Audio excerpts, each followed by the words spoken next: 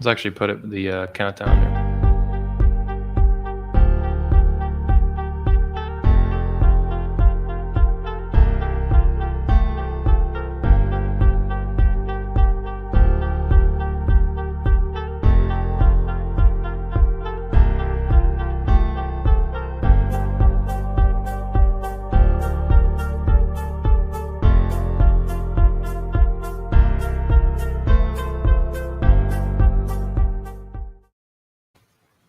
Boom. Howdy, fam. Anthony Johnson here today, founder of 21 Studios, 21 Summit, the 21 Convention, the 22 Convention, Patriarch Convention, 21 University, the Under 21 Convention, and co-founder of the Redman Group.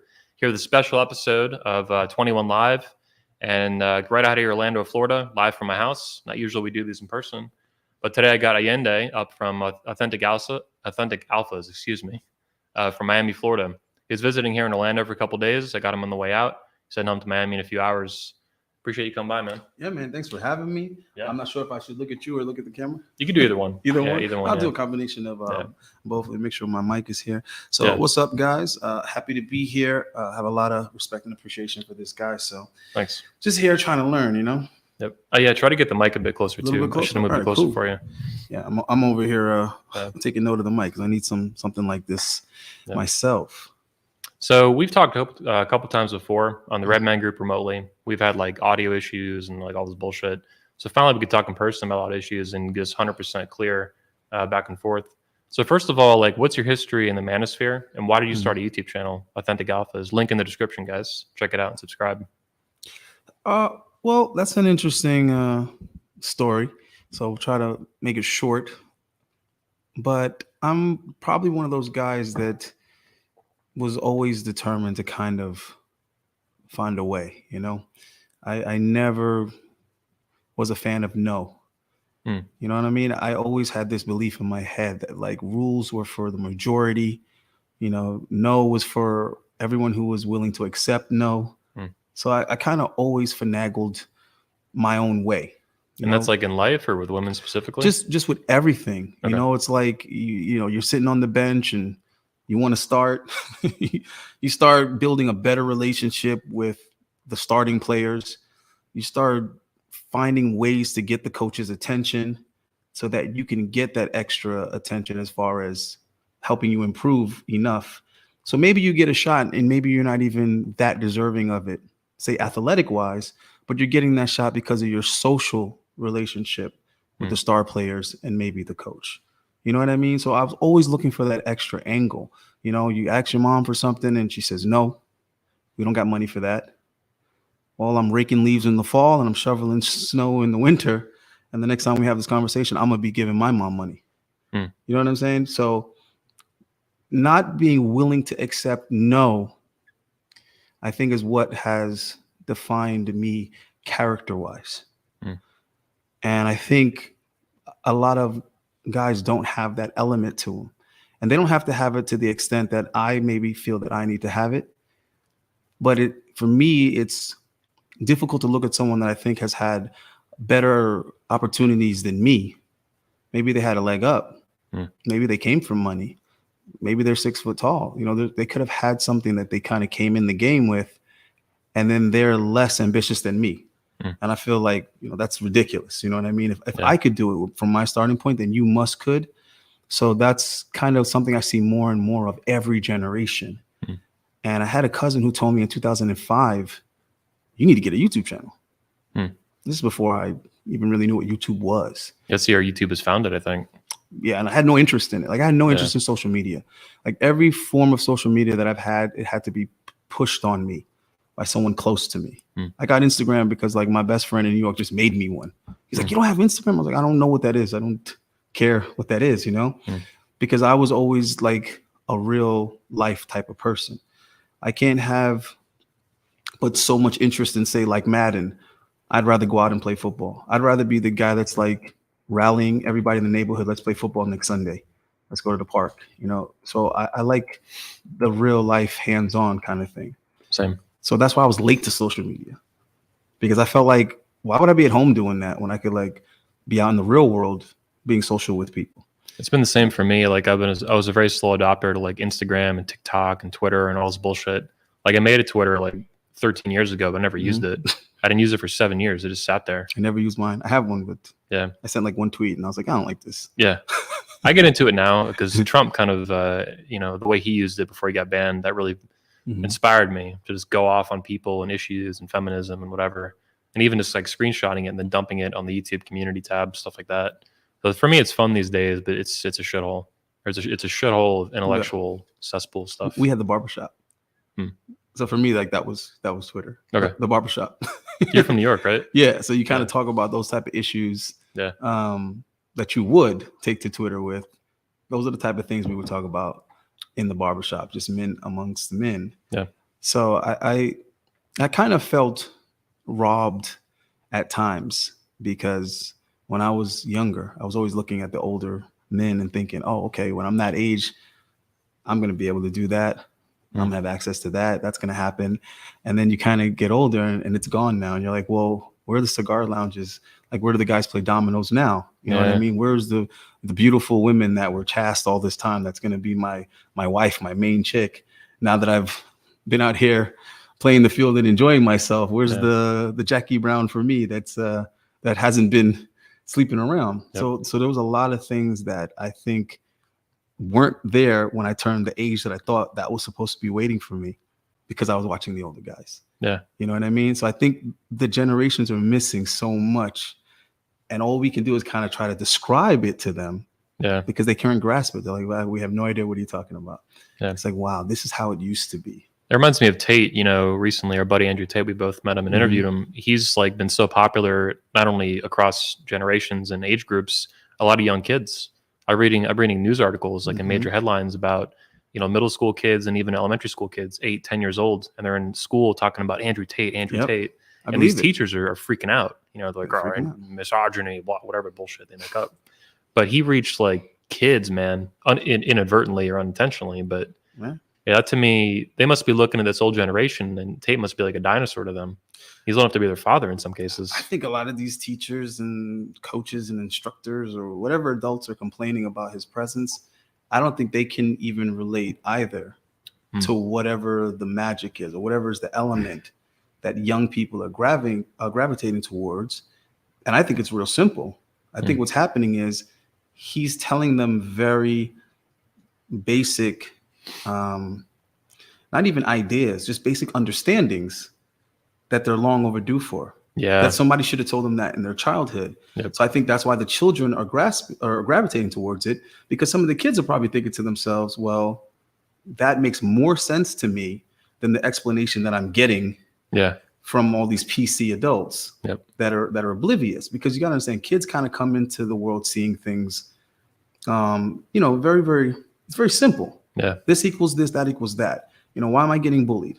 Kids understand it. It's when you start getting an explanation from an adult, they start getting confused because they feel like, well, that isn't kind of really making sense with what I'm experiencing or what I inherently would think or understand. So they kind of talk them out of reason, if that makes any sense. Yeah. They talk them out of that common sense logic, and then they get confused because it's like, well, I thought this was supposed to equal this. And a lot of people are experiencing that with money, education, women, friends, purpose. So it's like every area of your life, we're confused. Well, I'm even thinking of kids now, like, these 12-year-old kids, they grew up, you see boys, you see girls at school, but it's only adults that tell them there's 500 genders and you can be gender fluid and non-gender binary. Or that boys and girls are the same. Or they're the same. Yeah. Right. They're like, we don't feel the same. Yeah. They don't look the same. We don't feel the same. We don't look the same. But yet you're telling me that my differences are a behavioral issue. They're minimal and, don't even exist. The differences. Right. Yeah. And I was seeing like a lot of the things that we're dealing with in this community. I wasn't necessarily experiencing them like firsthand. What it was is that I was observing these things from a distance. So it's like, I might not be the married guy that the wife is cheating on me, but I'm the single guy who's meeting all these married women that don't give a damn about their commitment. And I'm just like, wow, what's going on? So I know that there's an issue here. I know that it's not right. I know it's not fair, but I'm experiencing this from the other side. Yeah. So maybe I don't have children, but I'm dealing with single mothers that keep telling me, oh, my kid is getting picked on at school and this is how I want to handle it. I'm having problems with the coach. I have to go down to the school and talk to the coach. And I was like, well, what happened? I'm curious. I got 10 minutes to listen to you before I, pound you out in the bedroom. Go ahead and tell me, let me act interested. It's good conversation for the ride home or to the hotel. Oh, well, he's, yelling at my son and telling him all these mean things. And really, what type of things is he telling him? Johnson, you're too slow. And I'm thinking to myself, sounds like good coach. That's how coaches, That sounds like good coaching to me. Yeah, go. Right. Get off your ass. Right. If you're too slow, then you need to speed up. Yeah. If you're too weak, weight room. Uh-huh. You know what I'm saying? I remember the coach being like, you, weight room, you, get on the track. That's the coach's job. Where'd you play football at? Up in New York? I played we did some things in middle school. I got a concussion and my mom got all scared. And in middle school? Yeah. I was like, I don't want to play football anymore. Damn. But I was able to get back playing football by high school, so that was awesome. Nice. Wasn't the fastest, but fast enough to play. Basketball, I wasn't tall, but good enough to play. So that was kind of the experience, and I enjoyed it and took it for what it was worth. I was always athletic enough to be on the team, to play. Track and field, it was like I was fast enough to beat everybody on the other team, but I wasn't fast enough to beat my teammate, So I'm always coming in second place to the guy on my team. But I learned so much from playing sports as far as the camaraderie, as far as the coaches. Yeah, I learned a lot from the coaches and the type of relationships and the bonds that you build with other guys. Yep. And I'm just looking and I'm seeing like all of these things are missing. I had this too growing up. I played middle school football and then high school as well. With super positive relationships with the coaches. They were, aggressive sometimes, mean according to like a single mom or some shit, but this is what I needed at that age. And the camaraderie you built too was amazing. The team building. Yeah. But you see, this is the thing. As boys, we know that if this male adult is being hard on us, there's a couple of reasons why. Number one, they care. So as a little boy, you understand this person isn't being mean to me because they mean me harm. It's actually the opposite. Yeah.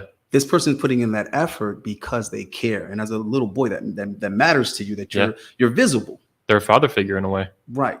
Yeah. I exist to this person. So I'm getting this extra attention because this person cares. Right. And then the next thing is because that person wants you to be better, or that person sees a potential in you that you're not quite getting. So you learn that from men, you have to earn the validation. Whereas women, it's, you're my little baby. And you're always getting the same level of love. Yeah, here's a trophy. Right. You're getting the same level of attention, the same level of love, regardless of your output. Yep. So I think as boys, we value that attention from the male figures more because it cost us something. We had to earn that, right? And that's why fathers are so important. And they help children to develop self-esteem and confidence because you have to earn your father's praises, so to speak. And then also he kind of puts a consequence on everything. So there's a consequence on being lazy. There's a consequence on failure because you run the risk of disappointing him, which is like the worst thing that you can do. But when you have this single mother thing going on, and then she's going to the school and she's complaining about the coach, and now the coach is under question. And then the coach starts to feel like, well, if I care and I'm passionate and I coach these kids passionately, I'm running a risk. I get bitched at. Right. I could lose my job. Yeah. And nobody understands, but yet they're not coaches. Yeah. So I have all these other people with different positions in the school criticizing me and critiquing how I coach, but none of you coach. I think it's like men basically have positive reinforcement, for kids or for students or whatever, or players, and negative reinforcement. And then like what you're saying is that basically these women, this effeminacy or this hyper feminine stuff, there's only positive reinforcement. And then they minimize all the negative reinforcement, which fucks kids up, whether it's single moms or in school or whatever. And it's taking away this competitive element. Yeah. And then you have someone like Andrew Tate that says, life for a man is player on player. And everybody says, oh, that's genius. Yeah. And I'm not taking anything away from Andrew. I love and have a lot of respect from Andrew. But at the end of the day, I feel like a lot of the things that he's saying are things that, some grown man should have pulled you to the side and told you that when you were 7, when you were 8. And you would have understood, I have to apply myself. I have to be better than the kid next to me. You know what I mean? Or else I'm not going to get picked. Yeah. I can't go to a new neighborhood and go to the park, and all these kids are playing and they know each other, and I want to play too. Well, there's a cost to play. You have to be good. Yeah. So when you call next, they're like, yo, we don't know this kid. You know this kid? I don't know this kid. Well, there's a difference between first string and second string. You want to be first string, you got to fucking win. You got to compete. Right. You got to outcompete the other guy. And you learn that at a young age. Yeah. And it has nothing. See, the problem is a lot of the women, they sit back, you know, these moms and stuff, they sit back and they interpret that as boys fighting or boys not liking each other or my son's getting rejected. And it's like, no, you're competitive with your friends. You're competitive with your teammates. Mm-hmm. We're friends, but we're still competitive. Yeah. When it comes to talking to girls, oh man, you can't get her number. Watch me. Yeah. You're friends regardless. You both like the same girl. You're still friends, but you're gonna get out there and you're gonna compete. You're gonna try. So now, if your friend gets the girl, if your homeboy gets the girl, you already know. You don't take it personally. You brush it off. You say, all right, man, you got that one. But nowadays we have grown men that are pissed at strangers for getting the girl. Oh, they just like Tads and Tyrones and wait, whoa, his name's not Tyrone. That guy's name's not Chad. Have some respect. But because she likes him and doesn't like you, you're salty about it. You're resentful. Yeah. When in all actuality, if it was your best friend that got the girl, you weren't supposed to be salty. You're supposed to say, all right, I'm gonna get the next one. These are like cartoon characters, people building their heads up, you're saying. Right. They're building up this type of this nemesis, this boogeyman. Yeah. Right. And you have young kids that are at this impressionable age, and that's the time to either make them weak or make them strong. We're either gonna make them a bunch of pussies, or we're gonna make them bigger, better, stronger, and even from that, somebody's gonna be stronger.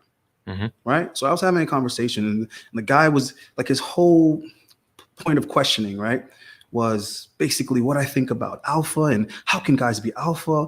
Ayindei, what this? And I just was like, wait a minute, time out. What is with this fascination about being alpha or alpha? Everybody can't be alpha. Well, I wanted to talk about that actually. I mean, your channel is named Authentic Alphas. Mm-hmm. I mean, obviously, we talked about it a little bit, I think, on one of the earlier ones, but I don't, honestly remember what went into actually defining the channel name like that. Right. I'm assuming you intend to keep it too. Well, let's see if I can say it like this, if I can use this to kind of as an analogy.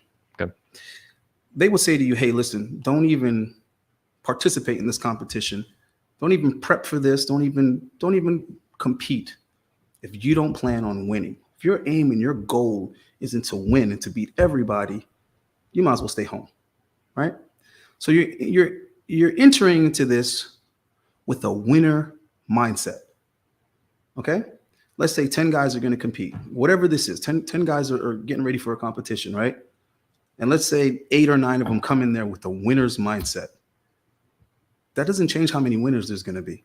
Still only one guy's going to win. Yeah. But they all had a winner mindset, though. They all went in there with that attitude, and they all went in there with that type of determination and willing to put in that type of work and sacrifice. So when I say authentic alphas, what I want guys to take from that is that you're coming into this conversation with an alpha mindset. Maybe you're not going to be the alpha dog, but you damn sure need to come in here with that mindset. So if we're on a team, there's only going to be one captain. That doesn't mean the rest of my teammates are useless. That doesn't mean they're weak. That doesn't mean they're not valuable. That doesn't mean that they're not respectable. So where's this fixation on this alpha as if only the alpha wins? Only the alpha is important. Only the alpha is valuable. No. Everybody that comes with a mindset to win, to be strong, to be resilient, and to be determined, we all win with that mindset. So the guys that lose are the guys that stay home and give up. They don't even try. And it's, oh, beta. It's like, whoa.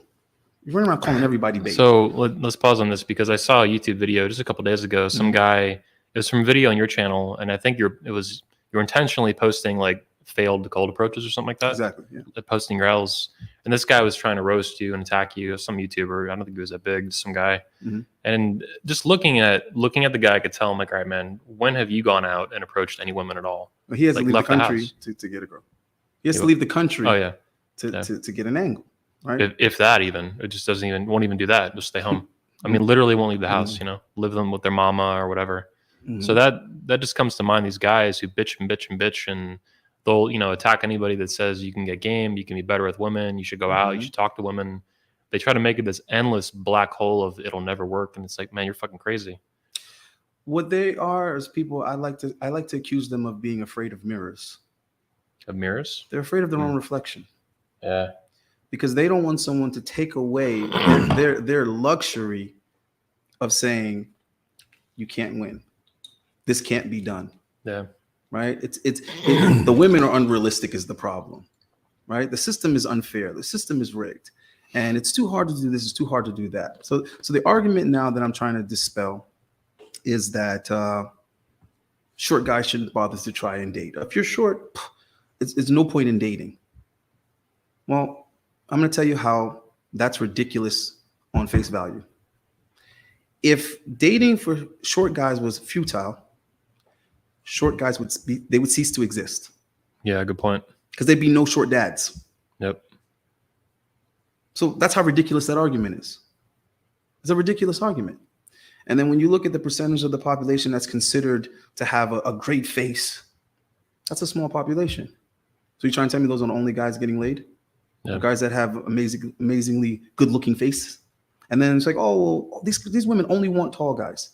You're confusing what women want with what women actually get, what women actually settle for. Yeah. That's the mistake you're making. So when women say they want nice guys, right? You believe that they're full of shit because of their dating history. Okay, so why when they say they only date guys that are 6 foot and over, all of a sudden it's believe all women? Yeah. Did you see the ridiculousness of it? This is a good point in hypocrisy. This is like black pill, a little bit of MGTOW stuff too, but it's a very black pill mindset. There's no logic in it. Yeah. And then also we have to be careful with how accurate women's claims are. Because a woman can say, oh, I've dated several guys that are over 6'5". And then when you really get into it and you really take a closer look, what she means is, oh, I've slept. Yeah. I've slept with 4 guys that are over 6'5". Well, it's even like how many guys have they banged? They answer some questionnaire anonymously 25. Really, it's like 35 or 40. Right? They're just downplaying this number for whatever reason. That's what I'm saying. So I had a girl once tell me she banged this. She's like, I asked her number. She's like 25. I think it was actually 25 many years ago. I'm like, really? Like, am I in that too? She's like, yeah, I'm like, what about, she's like, well, there was this guy on the cruise, but I didn't count him because, it was a cruise. And I'm like, what do you mean it was a cruise? Like, this is the kind of stuff they make up, right? If it was on a cruise, it was just one time on one cruise. It didn't count. Right. Girls do this goofy bullshit all day long. You got to be careful with how they use words. So that's what I mean. Because when you say date, you're talking about a relationship. Yeah. The guy was with you. When they answer your question, they just simply mean that they've been involved. Yeah. With a guy that was 6'5". Yeah. So they've never gotten a guy that was 6'5" to compete. Yep. Yet you've already accepted that, well, if I'm not over 6'2", she'll never give me a chance. Really? Because the guys that she actually dated, not that she deserved girlfriend status, that's a whole nother conversation. But the guys that actually were in a relationship with any time frame with her were guys all under 6 foot. Yeah. So all she's telling you is what she ideally would like. That's what she's telling you her feelings, basically, about these issues. Right. I feel I deserve a guy over 6'2". Exactly. So I'm looking to debate this guy, Wheat Waffles. And guys are asking me, like, what do you think about Wheat Waffles? Like, guys will be surprised who I listen to. Because I've been listening to Wheat Waffles long before I had a channel. Is he on video too, or is he anonymous YouTuber? No, he doesn't show his face. Okay. So it's not like I'm not familiar with this guy's content and I have to like go look at it and say, well, this is what I think. So when it comes to these black pill guys, my argument is not with their logic. My argument is with their conclusion. You can show me all the stats you want. You can show me all the data that you want to show me. And you can tell me dating is dead and marriage is dead. You can tell me all of these things, right? But you are operating with the same logic as feminists. Let me tell you why. Because when you ask feminists about their views and how they see the world present day, it's heavily influenced by a time frame in which they didn't exist, which means you're misinterpreting the past. You're going to tell me about how men were abusive to their wives. You're going to tell me how marriage was slavery to women in the past. You're going to tell me all these things about a time frame when you did not exist. You weren't dating in the 30s. You weren't dating before women had the vote. So what are you basing this on? Oh, what you've been told. Yeah. Not a great-great-grandmother, not a great grand aunt, not a woman from that time period's diary, not the love letters that she would write back and forth with her husband that was often some war fighting for his country. So you're not basing it on anything that's, an actual person's account. You're basing it on what some talking pieces, some talking heads are telling you, who also didn't exist in that time frame, right? Now, when you talk to these black pillars, they're telling you about how much harder it is to date for men today. And I'm thinking to myself, really? So you're saying 50 years ago, it wasn't hard for men to get laid? The same time frame when men had to actually marry a woman to get access to the vagina. Yeah. And by marry, I mean they had to go and make something of themselves by like 18 or 19 to even be considered eligible to ask another man, hey, can I sort of kind of possibly get permission to court your daughter? Please. Yep. I'm a great guy. It's like Coach Greg was talking about. Right. We watched a video beforehand, yeah. This is how hard I've been working, sir. Yeah. I'm a virgin. I've been doing nothing but working. Can I please take your daughter out? Yeah. So you're telling me that it was harder now than it was then to get a date? You got to be kidding me. Imagine 100 years ago or 150. That's my point. Yeah. So all of this talk about it's so hard to be a man today, stop it. It's always been hard to be a man. Yeah. The difference is back in the day, men were willing to pay the price of masculinity. Today, you're not. That's the difference. The difference is back in the day, men were willing to compete against the worst possible odds. They still were willing to go build that bridge. You might die because, 30% of the crew is going to die this year. But I'm still going to go out there and work. I'm still going to try to put some food on the table for my family. Let me play devil's advocate, though. So I get what you're saying, and I agree with most of it by a long shot, but some things have fundamentally changed. That's the laws. No, absolutely. The political system. So I was going there next. Okay. I don't think it's any harder today to be a man. I think the difference is today, masculinity is not celebrated because it's not a necessity. That's the difference. The difference is nobody's patting you on the back for being a man. Nobody's encouraging it in our boys. Nobody's encouraging you to be strong and resilient because we don't need you to be. In fact, we'd rather you be passive so that we can control you. But 50, 60, 70, 80, 100 years ago, we need you to be strong because we need you to build this nation. We need you to build stuff. Yeah. Okay, we need you to maintain the infrastructure. Go fight and die. Right. We didn't have automation to do it. We didn't have computers to do it. Before, we didn't have a use for you sitting at a desk behind a computer screen. Because now a man or a woman can do that. That's why we're telling women, hey, come into the workforce now. Because the grit that it requires to do the work today, it's not much grit. So yeah, a woman could do it. But in the past, we needed the women at home. Because we need you making babies so that we can now get those babies to grow up and go work. Yeah. So the powers that be had a different use for females in the past, and they had a different use for men. So they needed the women to be submissive to their husbands because the husbands were kind of like the management level. We need you to manage these women, right? While we control you. So we'll control you as the man, but we need you to manage your woman. And then when your son is like 18, we need him too. Yeah. We need him to go fight, or we need him to go build. So in my opinion, that's the differences today, is that they're not going to encourage you to be the man today. In the past, they were going to encourage you to be it because they needed them. Well, you mentioned they're going to downplay it, but they're also going to make it legally dangerous. Oh, of course. Me Too is I think a more unusual version of that, but family court is not.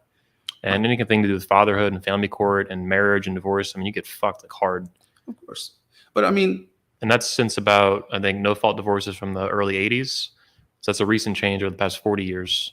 Yeah. So I mean, I agree with you with all of these changes that are basically demonizing men, right? And they're setting men up to now be enslaved by the women.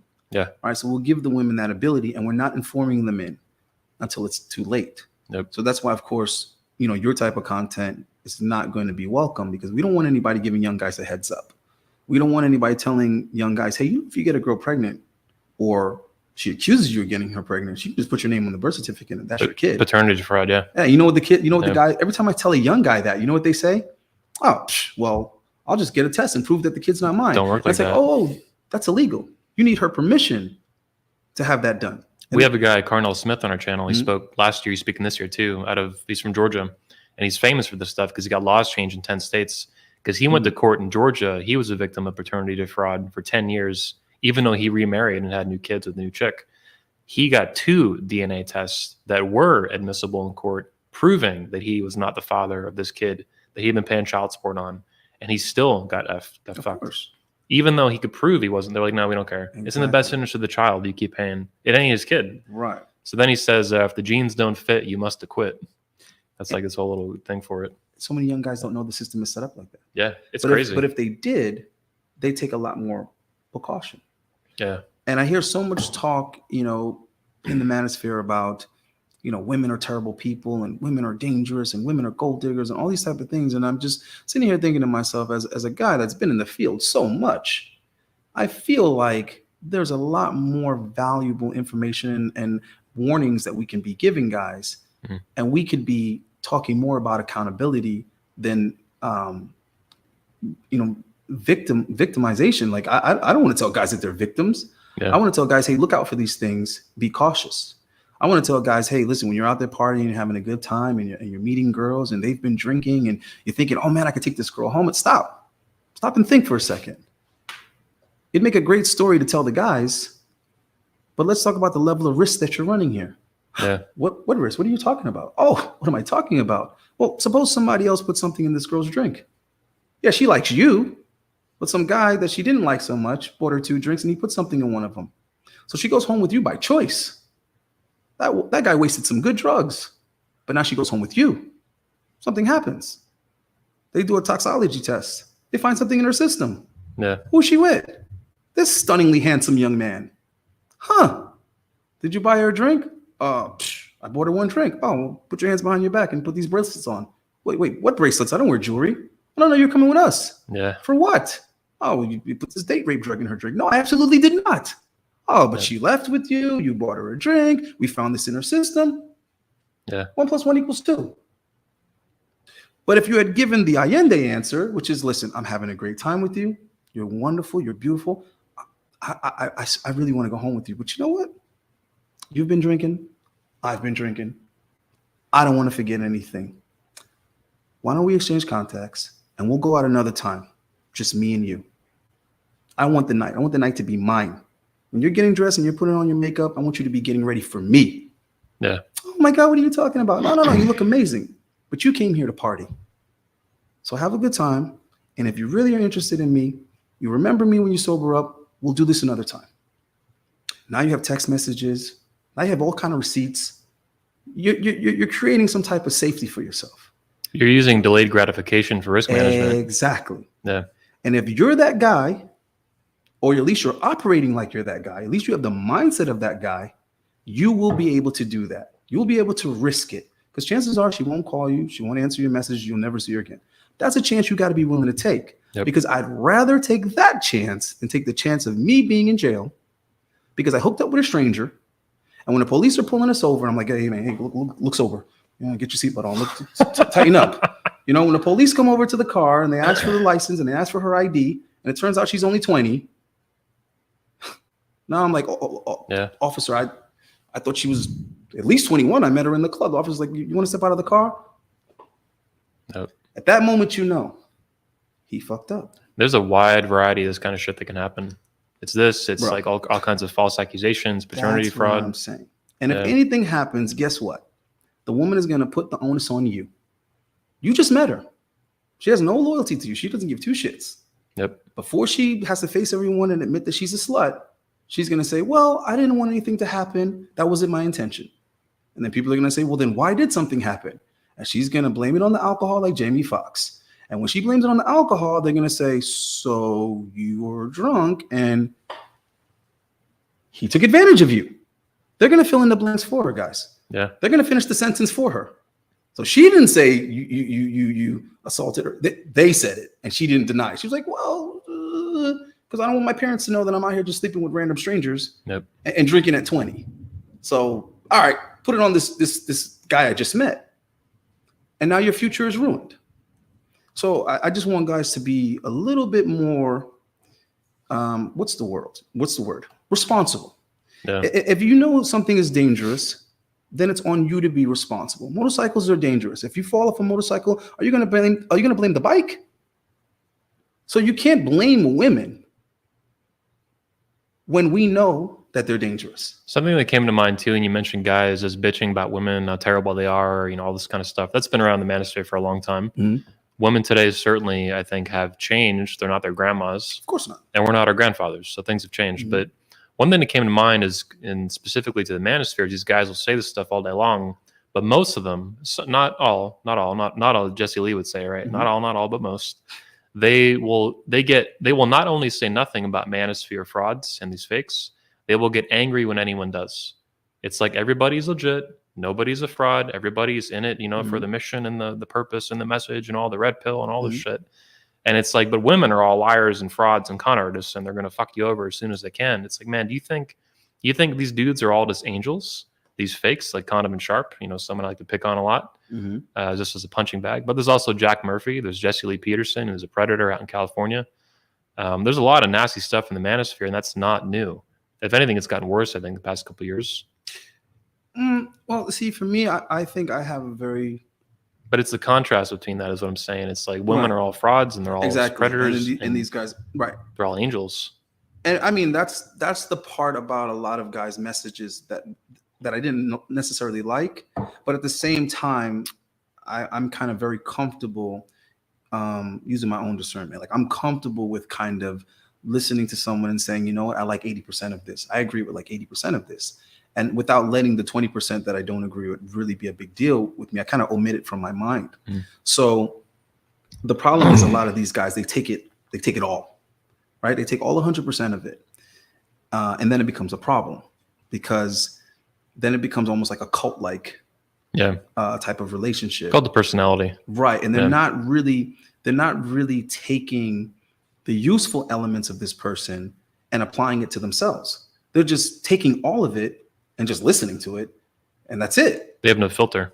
Right. Not only is there no filter, but they're also not applying themselves, right?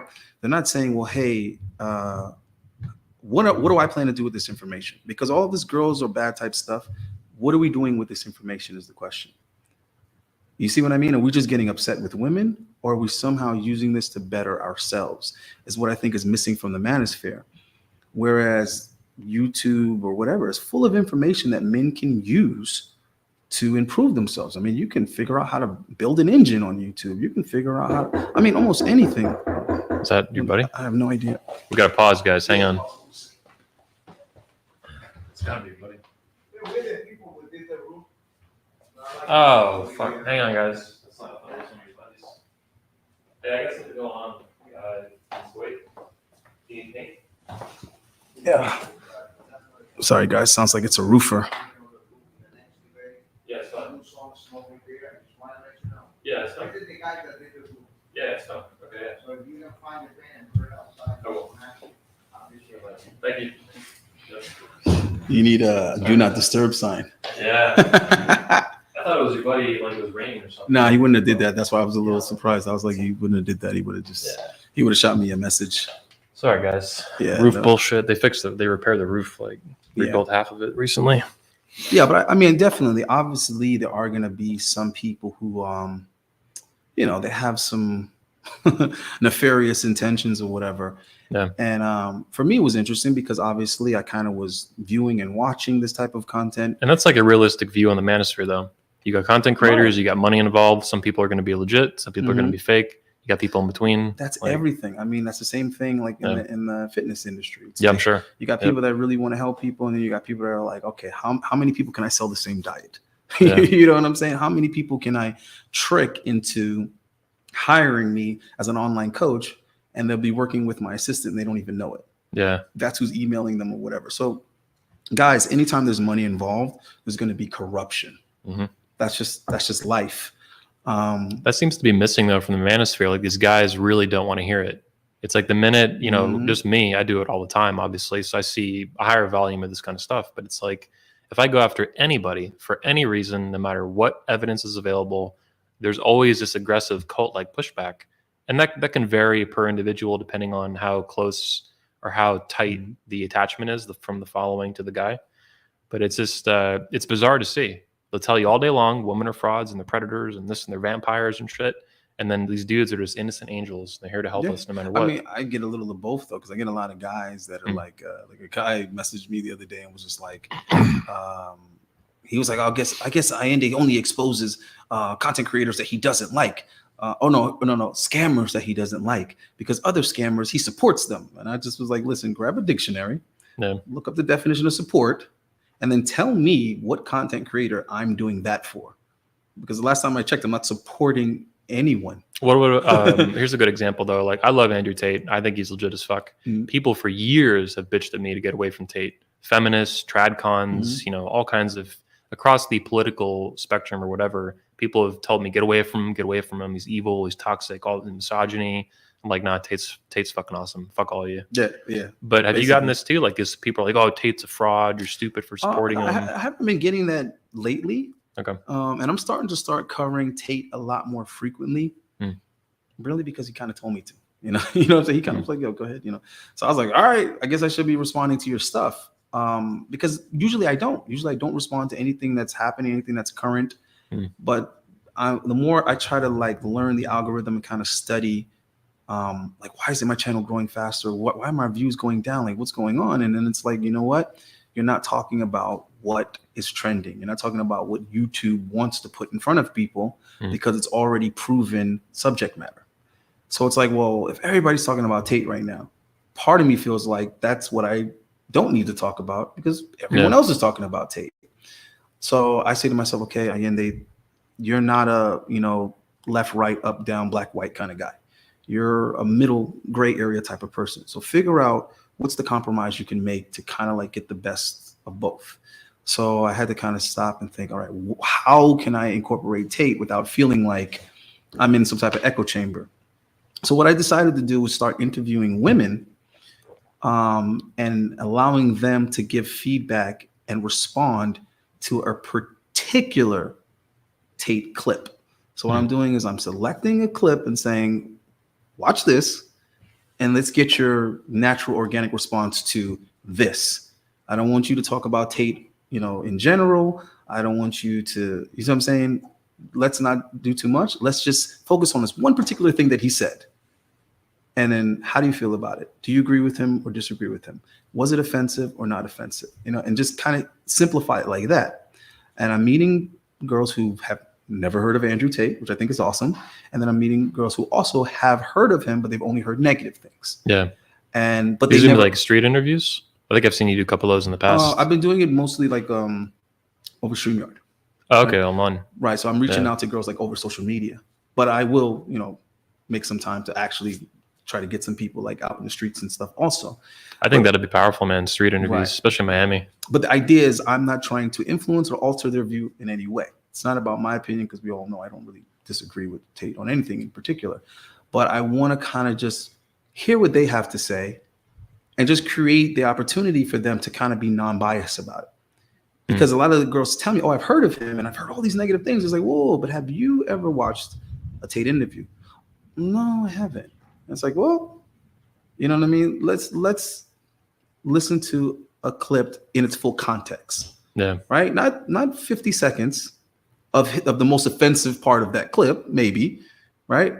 I don't want you to hear him just say Spider-Man's a pussy. I want him to explain why he feels like Spider-Man's a pussy. You know what I mean? And usually I get some pretty balanced responses.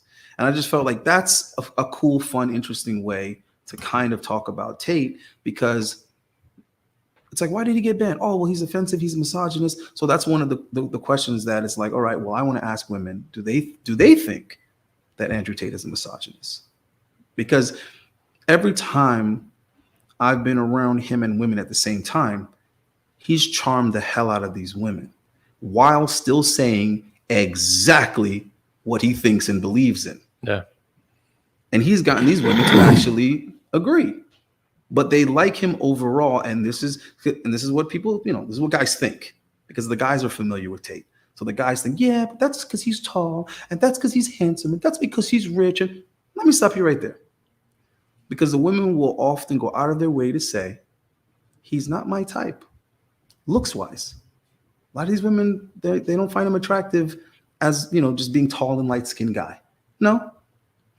And they don't know how much money he has. They don't know that this guy has money. They have no idea. But it's the charisma, the personality, the confidence, and the intellect, the intelligence. But a lot of guys, they just assume that women fall into the arms of Andrew Tate because he's this rich guy. And I'm telling you right now, he doesn't lead with his money like that, guys. Yeah, he's not some beta, some right. Rich. He doesn't lead with his money like that. He doesn't feel like he needs to. He's very persuasive and aggressive. Very persuasive. Yeah. Right? So he doesn't have an issue with being likable. He has no issue whatsoever with being likable. So I think the controversy is intended. I believe that. I think he doesn't mind certain people getting the wrong impression of him or misinterpreting him because it actually gives him an opportunity now to say what it is that he wants to say to people who normally wouldn't have been listening otherwise. Well, it's also, it's letting him stir the pot and win in the attention economy. I mean, the internet has changed so much in the past 20, 25 years, but now it's like all about attention. Yep. His ability to command that, recently has just been amazing. And, it resulted in the ban for now, but it's been really impressive to see. I'm very proud of him in a way. This is awesome. I think it's good for society because think about it. He's basically a threat to the status quo because he's someone where technically speaking they can't control him. Yeah. Right. They can't control him and they cannot control how people react to him either. Yes. So that is terrifying to the powers that be because they want to be able to call this person a name, accuse this person of this or that, and silence them. Yeah. And it not be questioned and nobody support it, nobody follow them. So for one man to be able to say, I'm going to have my way with this algorithm. Yeah.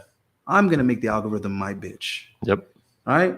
And he went from being banned to being on Fox 5. So technically speaking, he's more influential now than he was prior to the ban.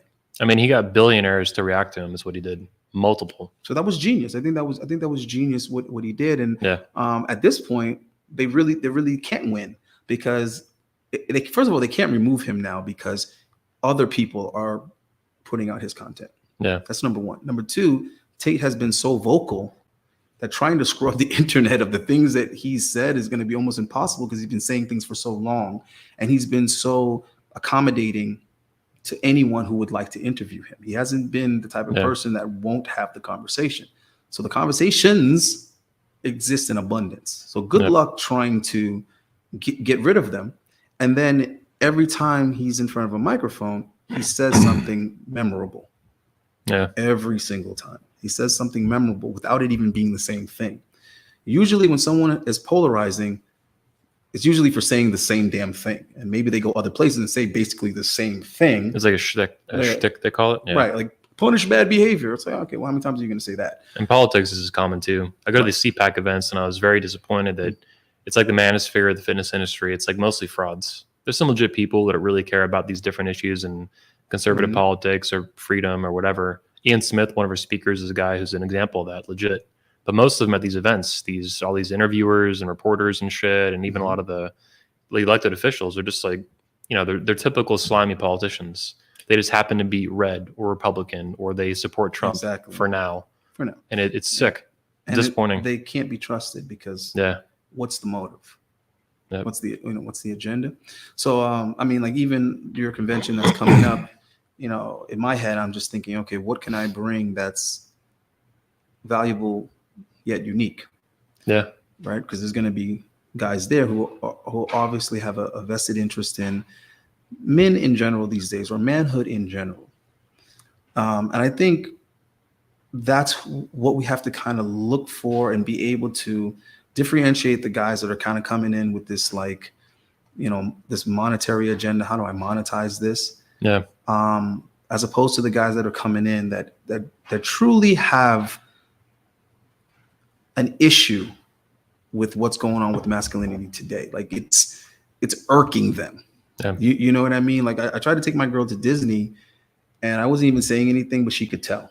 Like she was just looking at my face and she was like you can't even just enjoy this and just be in the moment, because I'm looking around and all I see is soy boys. All I see is grown ass men wearing Mickey Mouse caps and, looking all fat and shit. Exactly. Looking all weak and pathetic. And they're actually interested in this. they don't have any kids or they don't have a woman. Well, why are you here? The amount of grown men I saw wearing Crocs and you know what I mean, goofy T-shirts, and I'm like, dude, you're like 6'2". You're supposed to be, you know, chopping down trees somewhere. You're supposed to be like building cabins. You're supposed to be doing something useful. You're supposed to be making a contribution to society, to women and children. And now he's taking a selfie with Goofy. Exactly. Now you're over here playing and basking, you know what I mean, in this childish atmosphere like a woman or child. Yeah.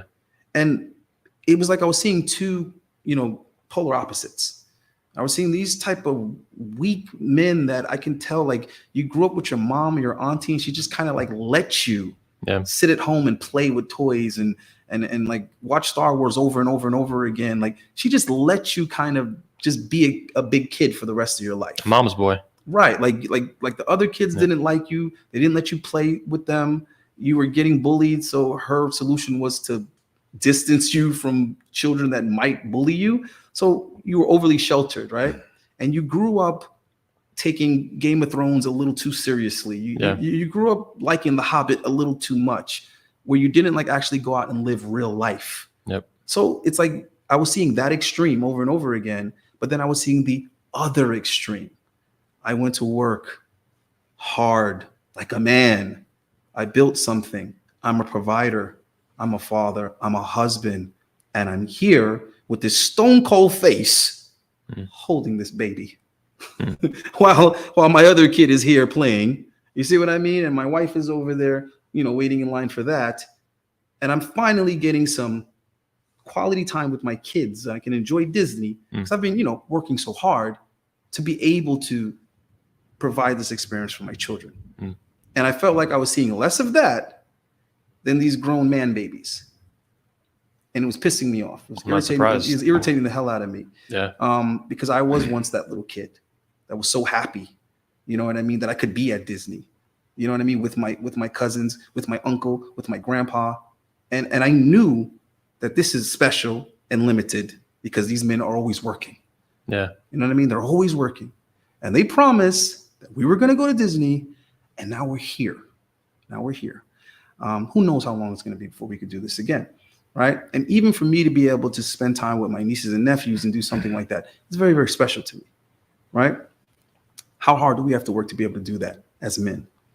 You get what I'm trying to say? Yeah. So the last thing I want to see is some guy that went and be a slave to the system to save his money to go to Disney by himself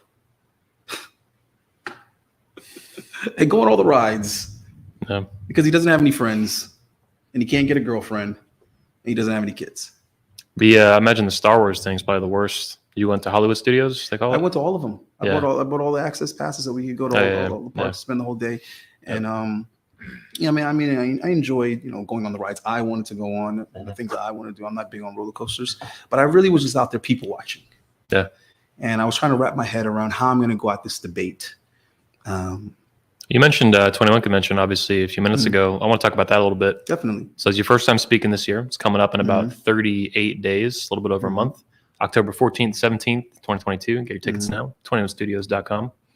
But what are you looking forward to at the event in terms of maybe the other speakers or the experience? Coach Greg will be there, Richard Grannon, Jack Donovan, Jeff Younger, a lot of famous people. Well, I mean, I'm definitely interested in meeting as many, different creators as possible and getting to know them kind of man-to-man personal kind of thing. Yeah. Because it's so different getting to know someone from their content and getting to know them in real life. Yep. Like I'm a big fan of Coach Greg Adams, like his work. I loved his work. And same. And then meeting him, I was just like, I was really not surprised, amazed, or shocked, but I was very grateful to see that he's more Coach Greg Adams in real life than he is on the screen. Did you meet him in Miami? I met him in Miami, but then I also ran into him again at the CME in Vegas. Okay. So I'm looking forward to the convention because I feel like it's my opportunity to speak at the real deal when I was cock blocked on the on the copy, right? Yeah. So Donovan actually asked me to speak at the CME, not the one that I went to, but basically, hey, the next one you're on the roster already. And, so I said, okay, I'm going to go, I'm going to learn. And, I'm willing to add value. I mean, if you need me to mop up aisle 4, I got you. If you need me to help you with this, I'm always trying to add value, right? I'm a team player. And, kind of the people that he's running with and the relationship that I have with them. So basically, he was told, hey, listen, you can't work with this guy. If you give this guy any opportunities, we're not going to do this, this, and that. So he ended up having to renege on me, which was interesting because I kind of mentioned that concern from the beginning. I said, well, you know that, I'm not getting along with these guys. And he's like, oh, no, nobody tells me what to do. Nobody tells me who to have on my show. And nobody tells me who to have at my event. And I was like, okay. All bullshit. I said, okay. I mean, at the time, it made sense to me. And I was blackballed, right? Yeah. So many content creators were told, hey, listen, you can't work with this guy. And I'm not saying like they were told preemptively, because then it just sounds like I'm making stuff up. No. These people were told this after already agreeing that to work with me, that they wanted to work with me. I'm talking about we already decided what we were going to do. So I want to pause on this real quick. I'm going to show you when we get off live here in a bit. I recently had a big YouTuber, very big in the manosphere, one of the biggest around, and he hasn't spoken to 21 yet. We've been talking for a couple of years about it. He was ready to pull the trigger recently, except at the last minute, he demanded that I make peace with Fed and shit, as I call them, for him to speak. So the last minute, he put this condition, this demand on my behavior, on my relationships, how I'm going to conduct myself at my event. I'll let you read, and you can imagine how I responded to this. This bullshit that Conovan spun you up. Nobody tells me what to do at my event, blah, blah, blah. That's all just masquerading BS. His wife tells him what to do, Miss Piggy, 47-year-old single mom. But this guy actually tried the shit with me. And man, that's the fastest way to fucking piss me off. It's try to dictate to me my relationships, put special conditions for speaking at my event. Who you work with, who you don't work with. Yeah, exactly. When I extend an honest invitation, there's no conditions. It's just, you want to speak or no? Yes or no? Here's the deal, the speeches, just the standard stuff. But it's very unusual when anyone tries that these days. But this guy actually tried that shit. And I'm like, man, you're going to get fucked up, bro. You want to get memed? You're going to get memes shoved down your fucking throat and you get shit them out of your ass. That's even worse than like saying, because that, to me, that's worse than you going to the other person and saying, hey, I don't like this person, so don't work with this person. To me, that's very feminine, because that's what women do. They try to assassinate your character when they have a disagreement with you.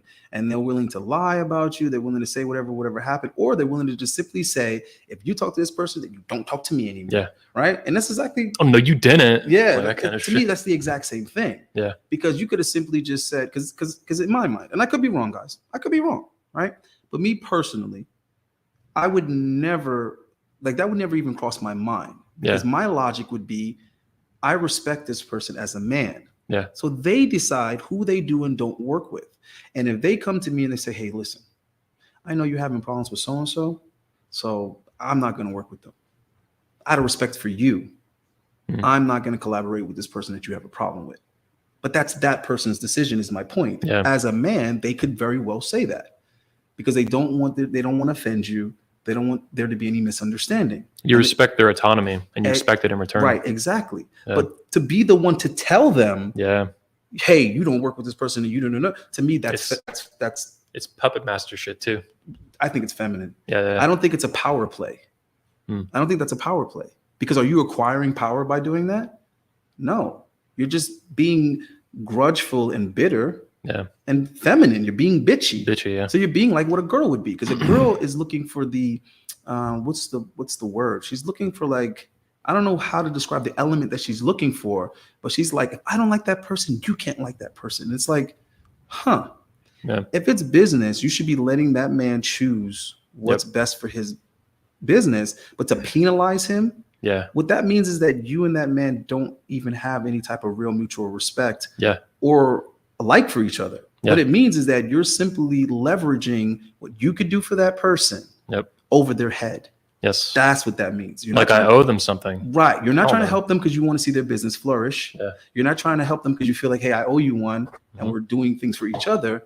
Yeah. You're basically trying to exert a power play on that very same person that's supposed to be on your team. Yeah. That's who you're exerting the power on. It's corrupt too. Right. See, this dude tried to assert the power on you by saying you do this, and that. Right. So either way, I mean, I don't like that type of behavior. And I think that's some of the things that's missing in masculinity today, that we don't understand what is and isn't acceptable as men, right? So like one more thing like that about like Tate has said that I felt was kind of like common sense, at least it was when I was growing up. And someone asked him a question, and this is the type of question that these guys today ask, because they're very, very lost when it comes to not only women, but how to conduct themselves with other guys. Yeah. And he says, well, what if you break up with a girl and then she sleeps with your best friend? And Tate's response was confusion, because he was like, what do you mean? Like, what best friend? He's like, no. Like, if the girl sleeps with your best friend, and Tate is still confused because he's like, where's the best friend in this equation? Yeah. Because if the guy slept with the girl, that's not your best friend. So the question isn't what do you do about the girl? The question is, why would you be considering that dude a friend? It was all bullshit. Yeah. But it went over that young guy's head because he wasn't taught how to pick his friends, basically. Yeah. And he wasn't taught what's the code amongst guys. How to manage boundaries and enforce them. Right. And we should both know that as guys. We should already know, because my whole thing wasn't that the problem was that he slept with the chick. The problem was that the initial guy was the last to know. How that conversation was supposed to go is, yo, what's up with you and this chick? Oh, no, man, fuck that bitch. We broke up. What? Yeah, man, I ain't messing with her no more. Yo, bro, you mind if I smash that? Like, you wanna hit that? I mean, listen, no disrespect to you, but if you don't care, you know what I'm saying? I'll revenge fuck her. What's up? Bro, go ahead, man. I don't care. You sure? Man, I don't give a damn about her, man. Bros over hoes.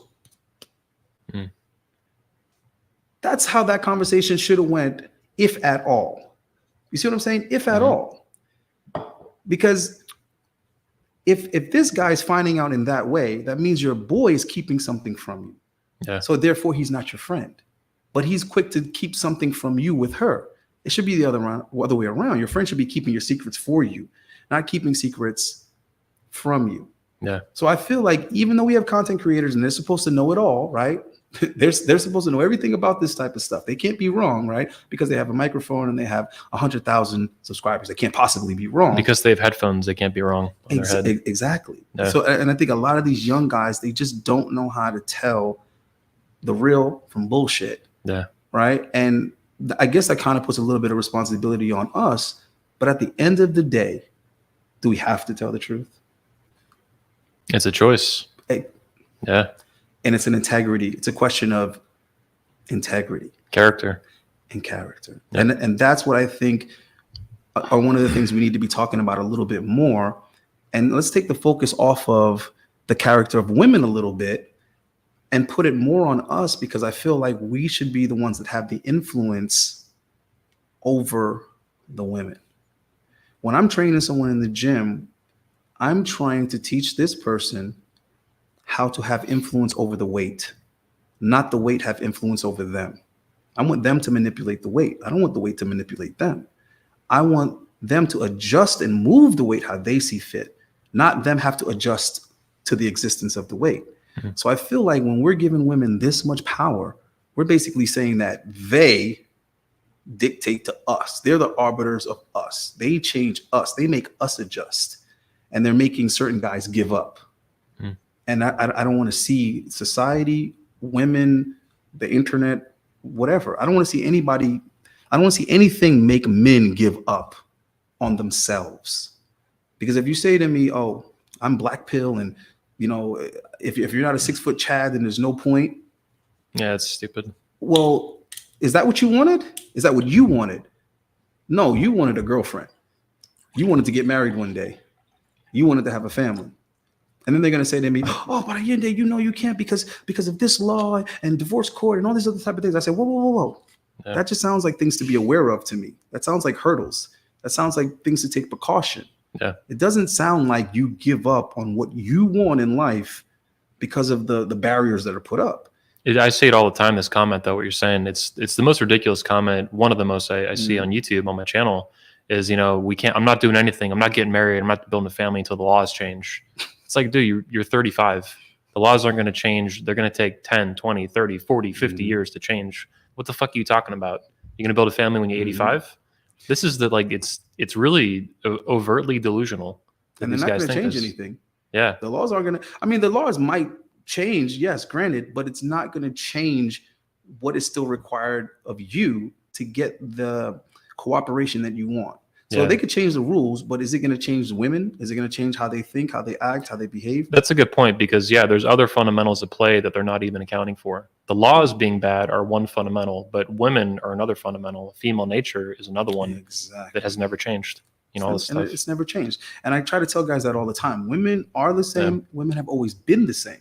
Yeah. Only thing that's different is the environment. Mm-hmm. So you can change the environment. I'm all for that. The guys that are like, yo, I'm getting my passport and all of that, that's cool. But just do realize that you still have to do all the same fundamental shit. Well, even the internet has changed the environment. TikTok, Instagram, Tinder, all this shit has changed the environment. Right. But you still would have to have these fundamental things going on for yourself. You would have to. So when guys say, is it better to meet a girl on Tinder, or is it better to cold approach? Is it better? And I'm just so confused. I'm like, why are you over here weighing one against the other? Yeah. They're just different tools in your arsenal. Yep. You're asking me, is a screwdriver better than a wrench or better than a hammer? I don't get it. Mm-hmm. They're all different ways to carry out a job, to carry out a task. So how skilled are you at using these tools are the question. Mm-hmm. So you're going to be great with a hammer, but terrible with a screwdriver? What's going on? Why don't you try to get as good with each tool as possible? And then at the end of the day, no matter which way you meet this individual, you're still going to have to be this guy. You're still going to have to be that guy. So it's not like, oh, I met her on Tinder, so I don't have to be this, and that. Oh, no, since I cold approach, I don't have to. No, bro, you would still have to be whatever you would have to be, right? That's just how you meet her. And it's like, oh, well, this guy does well with women because he's 6 foot. Okay, he might stand out to women because he's 6 foot. Once he meets her, it's still how he talks, how he acts, how he, all of that's still going to come into play at some point in time anyway. So what I'm saying is there's many different ways that you can get an opportunity, but you still have to be who you are to carry out that opportunity. Did you get that job because of nepotism? Did you get that job because you have a friend that referred you? Did you get that job because you found it in the yellow pages? Either way, when you get there, they still expect you to do this job and do it well. Yeah. Is all I'm saying, guys. So they still expect you to be a man, always. At the end of the day, you still got to be a man regardless, bro. Well, we've been going for a little over an hour, so I'm going to wrap it up. Appreciate your time coming over. We'll do another interview in a minute. Yeah. We'll do something from my channel. Cool. Ask you a couple questions. And appreciate you coming by. Always. Thanks for having me. I know it took long enough from you gave the actual invite, but it was going to happen eventually. We're in the same state. That worked out. Yeah, exactly. Definitely. Guys, thanks for tuning in. Make sure you subscribe to Authentic Alphas on YouTube. There's a link in the description. You can also search Authentic Alphas. I believe you're also on TikTok, Instagram, Facebook, stuff like that. I'm working on those other platforms, guys. Give me a minute. I'm working on it, but cool. The support is definitely appreciated, and that's the faster I can get rolling and put out some really, really good quality content. Good stuff. Yeah. And also, you can meet Ayindei in person here in Orlando, Florida, in about 4 weeks. Not even. That's October 14th, 17th at the 21 Convention. Get tickets in the description or visit 21studios.com. There's an early bird sale that ends September 15th. And then again at the end of the month, September 30th. And you can bring a friend free. So check it out. See you soon back in Orlando in a few weeks. Yes, sir. And for those of you coming out, look forward to meeting you soon too. Peace out. Awesome.